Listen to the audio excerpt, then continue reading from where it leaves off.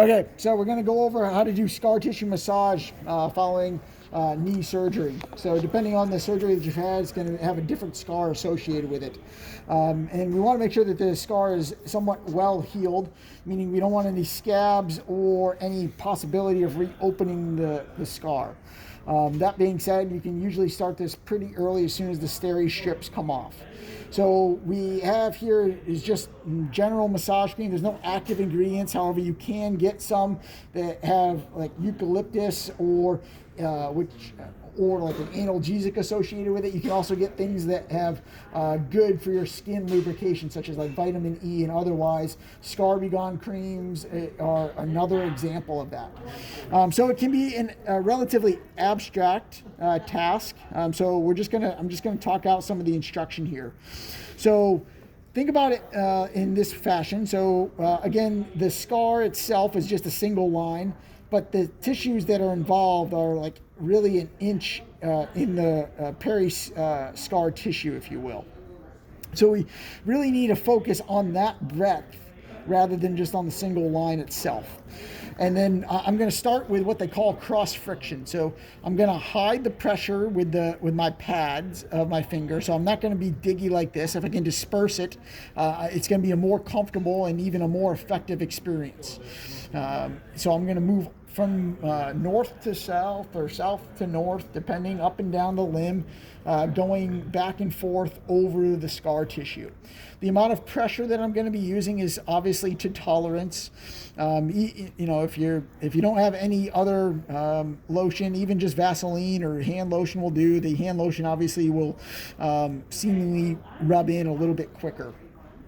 Okay, I timed myself for about 1 minute. After my 1 minute, I'm going to go along the breadth of the scar. So I'm going to be going, again, longitudinally up and down the limb. Again, making sure to start well to the margin of the scar and then all the way to the outside as well.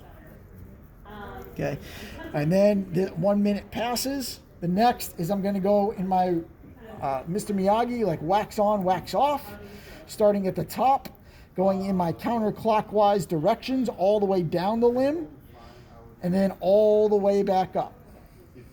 Okay.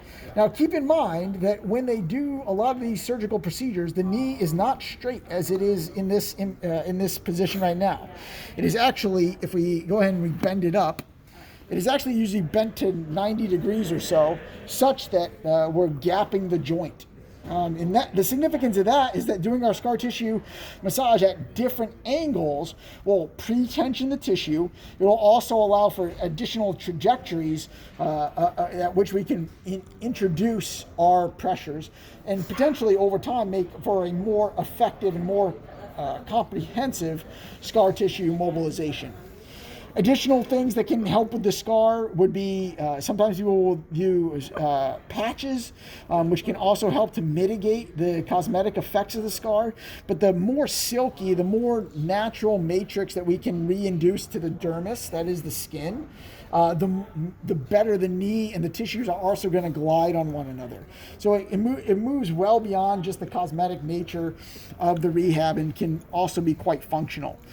Other interventions that people have implemented as well have been, I guess, is capturing the market a little bit more readily now, is low-level laser. Honestly, these are most effective when done on a regular basis and wouldn't, usually people have to invest in them at home, but you can buy them for relatively cheap, a couple $100 or so, even if you wanted to rent it. I know they also have them on the market for pets for like joint pains and such. So that's like another consideration. Again, the evidence itself is still up and coming, maybe a little bit equivocal at the moment, but can also bring some pretty good healing efficacy in certain situations.